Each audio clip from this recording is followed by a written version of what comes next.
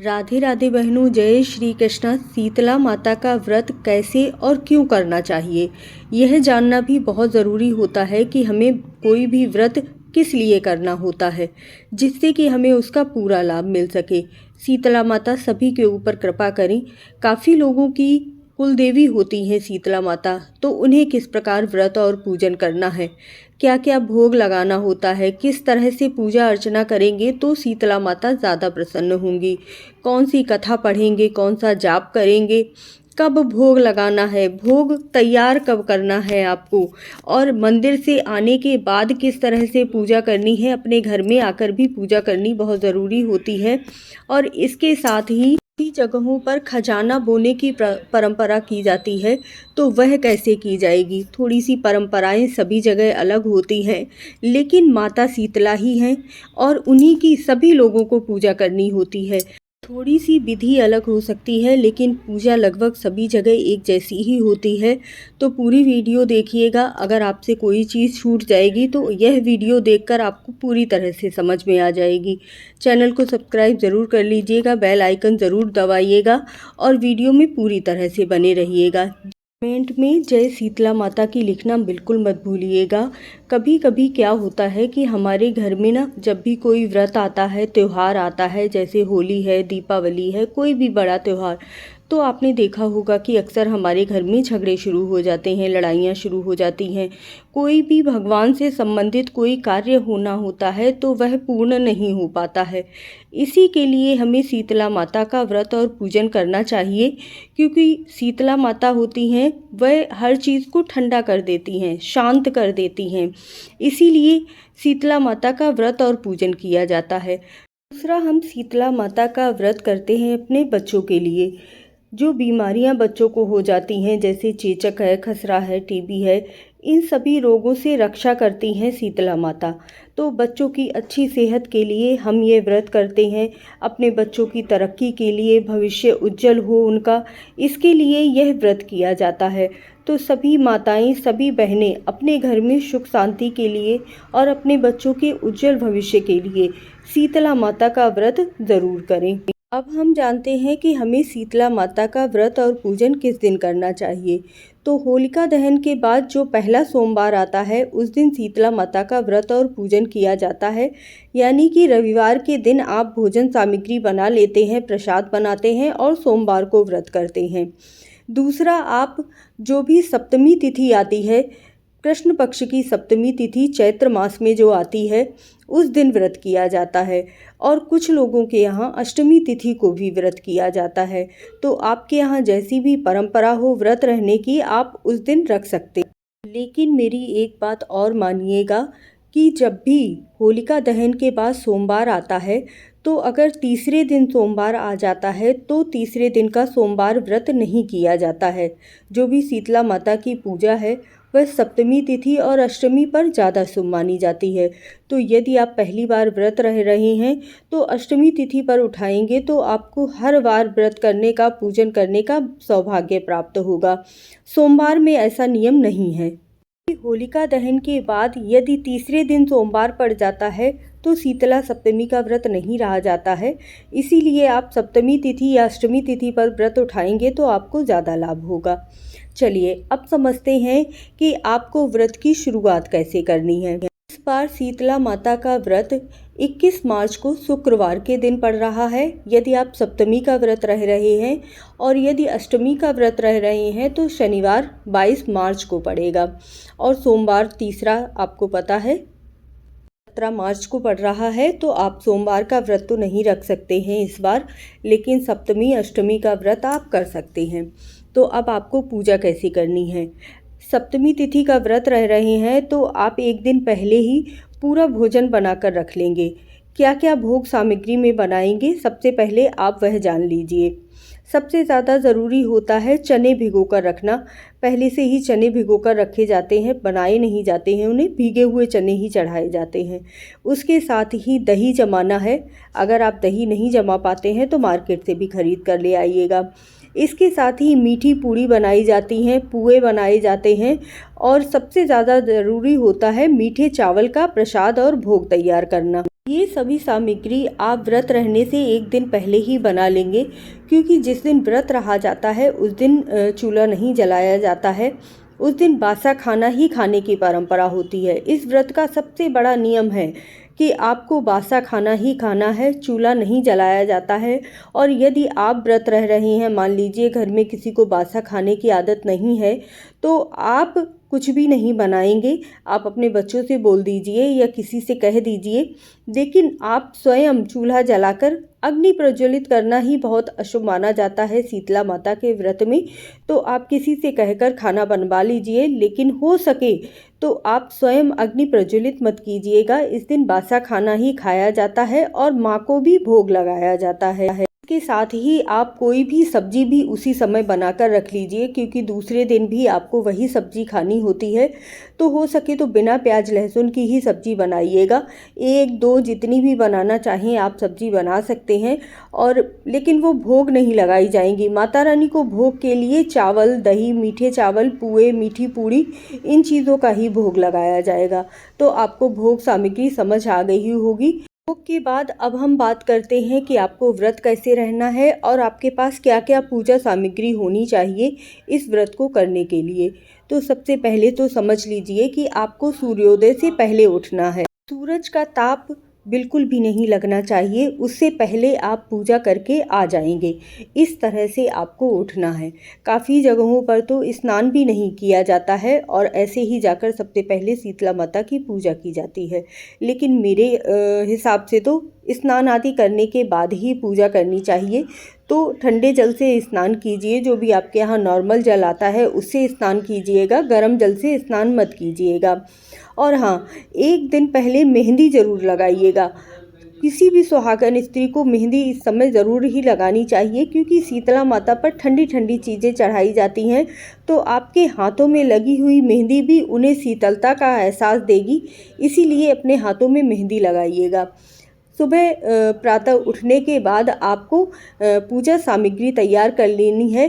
तो जो गुलेरिये की मैंने वीडियो डाली हुई है, वह गुलेरियाँ आपने ज़रूर ही बनाई होंगी, तो उसी की माला आपको बनाकर रख लेनी है। 2-3 माला तैयार की जाती है ना, जो एक होलिका माता पर चढ़ाई जाती है और एक माला आप अब शीतला माता पर चढ़ाएंगे। के साथ ही आपको सूत का धागा लेना है, कलावा लेना है, हल्दी, कुमकुम, रोली ले लीजिएगा, सिंदूर ले लीजिएगा और सुहाग की सामग्री, माता रानी को समर्पित करने के लिए सुहाग की सामग्री, सिंदूर, चुनरी आदि, और साथ में कुछ दक्षिणा ज़रूर रख लीजिएगा। शीतला माता आपके ऊपर बहुत बहुत विशेष कृपा करेंगी। आप उनकी अगर मन से बहुत दिल से पूजा करेंगे, इसीलिए वीडियो पूरी देखिएगा, तभी आपको पूजा अच्छी तरह से समझ में आएगी। तो उसके बाद आपको जो पूजा सामग्री है वह सभी लेकर जानी है। अब काफ़ी लोगों का प्रश्न होता है कि शीतला माता का मंदिर हमारे घर के आसपास कहीं भी नहीं है, क्योंकि कहीं विशेष जगहों पर ही शीतला माता का मंदिर होता है। तो यदि मंदिर है तो आप मंदिर जाकर पूजा करेंगे, नहीं मंदिर है तो क्या करें, आप जहाँ पर होलिका माता जलाई गई हैं वहाँ पर जाकर भी पूजा कर सकते हैं। गांव में तो एक विशेष जगह होती है जहाँ पर होलिका जलाई जाती हैं, तो वहाँ जाकर काफ़ी लोग पूजा करते हैं। लेकिन जो लोग बाहर रह रहे हैं, शहरों में रह रहे हैं, वह क्या करें। सबसे पहले तो मैं बताती हूँ कि जो लोग होलिका माता के पास पूजा करने जा रहे हैं उन्हें पूजा कैसे करनी है। तो वहाँ पर आप गेरू से शीतला माता बना लीजिए। काफ़ी जगह गेरू से बनाई जाती हैं, या फिर जो गांव में पीली मिट्टी आती है ना, उससे भी डेली रखकर 5 डेली रखकर शीतला माता बना ली जाती हैं और फिर उनके बाद उनका पूजा अर्चना की जाती है।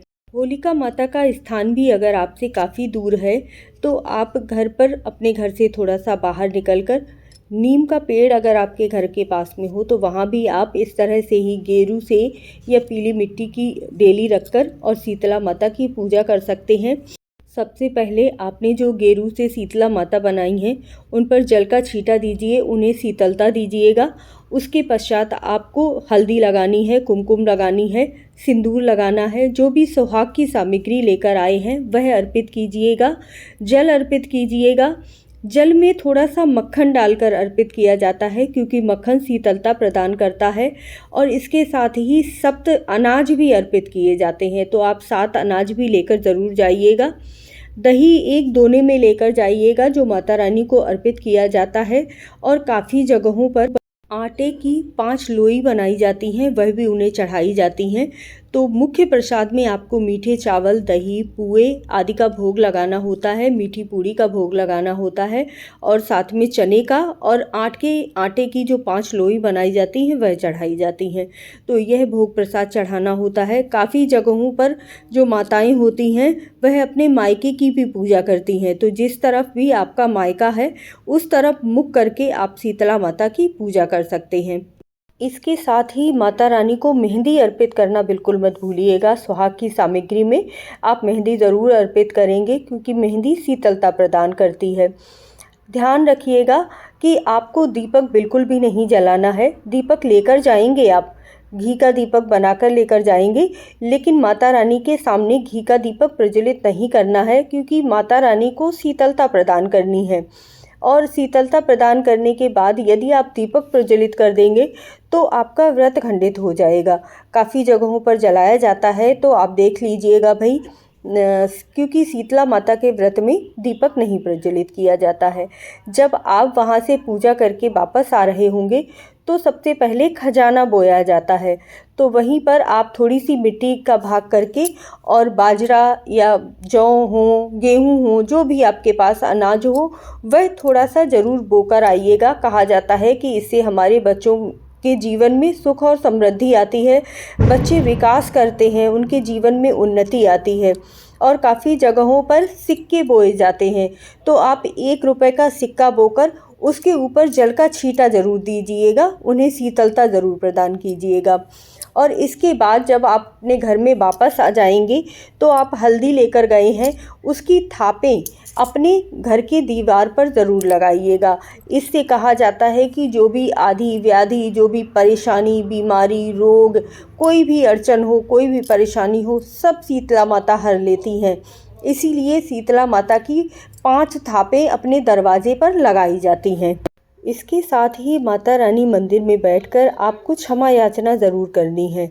हम मानव हैं, मनुष्य हैं, त्रुटियां हो जाती हैं, पूजा करते हुए बहुत सारी गलतियां कर देते हैं, तो माता रानी हमें क्षमा कीजिएगा। आपकी पूजा मैंने पूरे प्रेम भाव से की है, पूरी श्रद्धा के साथ की है, तो मेरे परिवार पर, मेरे बच्चों पर, मेरे घर में हमेशा ही सुख और समृद्धि बनाए रखना। जो भी आदि व्याधि आने वाली है उसे समाप्त कर देना। शीतला माता मेरे ऊपर बहुत बहुत कृपा करना। और सभी मेरे जो यूट्यूबर भाई बहन हैं उन पर भी शीतला माता की विशेष कृपा हो। इसके बाद घर आकर सबसे पहले आपको प्रसाद खाना है, अपने बच्चों को भी वो प्रसाद देना है। अगर हो सके तो आप अपने बच्चों को भी शीतला माता की पूजा करवाने के लिए साथ में लेकर जाइएगा, क्योंकि बच्चों की ही विशेष पूजा अर्चना की जाती है जिससे कि उन्हें बीमारियां न लगें, रोग न लगे। और वह भोजन आपको अपने बच्चों को ज़रूर ही खाने को देना है। काफ़ी बच्चे बासा भोजन नहीं खाते हैं, लेकिन उस दिन बच्चों को भोजन ये ज़रूर करवाना है। लोगों के घर में ज़्यादा ही परेशानी है, ज़्यादा लड़ाई झगड़े होते हैं, ज़्यादा बच्चे बीमार हो जाते हैं बार बार, तो उन लोगों को विशेष रूप से 42 दिन तक माता रानी को प्रसाद अर्पित करना चाहिए। और अब ऐसा तो है नहीं कि आप 43 दिन तक अपने घर में खाना नहीं बनाएंगे, तो आप क्या कर सकते हैं कि शीतला माता को सुबह सूर्योदय होने से पहले ही प्रसाद का भोग लगाइए। बतासे का भोग लगा सकते हैं, बतासे ठंडे माने जाते हैं, तो उसका भोग आप लगाइए और 43 दिन तक माता रानी को प्रसन्न कीजिए। काफ़ी जगहों पर तो चैत्र मास से शुरू होकर 4 महीने तक यानी कि सावन में इस व्रत का उद्यापन किया जाता है, यानी कि प्रतिदिन शीतला माता की पूजा की जाती है और उन्हें भोग में बताशे अर्पित किए जाते हैं। चूल्हा तो आप जलाएंगे ही, लेकिन सप्तमी के दिन हो सके तो आप जिस दिन व्रत रहेंगे उस दिन आप चूल्हा बिल्कुल मत जलाइएगा। इन नियमों को आपको ध्यान रखना है। तो नियम भी समझ लेते हैं। पहला कि आपको चूल्हा नहीं जलाना है। जो भी बसोड़ा बोला जाता है, काफ़ी जगहों पर बासी खाना बोला जाता है, वही आपको खाना होता है। इसका यह भी है कि इस समय मौसम चेंज हो रहा है, हम सर्दी से गर्मी की तरफ बढ़ रहे हैं, तो इस समय पर जो भी बासा खाना है वह हमें खाना बंद कर देना चाहिए। ऐसा भी होता है, इसीलिए यह शीतला माता को बासा खाना अर्पित करने के बाद आपको बासा खाना नहीं खाना चाहिए, नहीं तो घर में बीमारियां बढ़ती हैं। तो इसे इस तरह से भी समझ सकते हैं। इसके साथ ही आपको दीपक प्रज्वलित बिल्कुल भी नहीं करना है। अपने घर में गैस, चूल्हा या कोई भी चीज़ ऐसी नहीं जलानी है जिससे शीतला माता का अनादर हो, और माता रानी की पूरी श्रद्धा भाव के साथ पूजा करनी है। घर में लड़ाई झगड़ा कलह आदि नहीं होनी चाहिए, किसी भी प्रकार की त्रुटि नहीं होनी चाहिए। शीतला माता सभी के ऊपर कृपा करती हैं। आई होप आपको वीडियो बहुत ही पसंद आई होगी। मैंने पूरी कोशिश की है कि मैं आपको शीतला माता व्रत की पूरी पूजन विधि अच्छी तरह से समझा पाऊँ, लेकिन यदि आपको कहीं पर भी कोई भी संशय हो तो आप मुझसे पूछिएगा। मैं कमेंट में हर किसी के प्रश्न का उत्तर ज़रूर ही देती हूँ, इसीलिए आप कमेंट करके ज़रूर ही पूछिएगा। शीतला माता सभी के ऊपर कृपा करें, अच्छी तरह से शीतला माता का व्रत रहिए, आप पर शीतला माता की विशेष कृपा होगी। जय श्री कृष्णा, जय राधे राधे। शीतला माता की जय कमेंट में लिखना बिल्कुल मत भूलिएगा।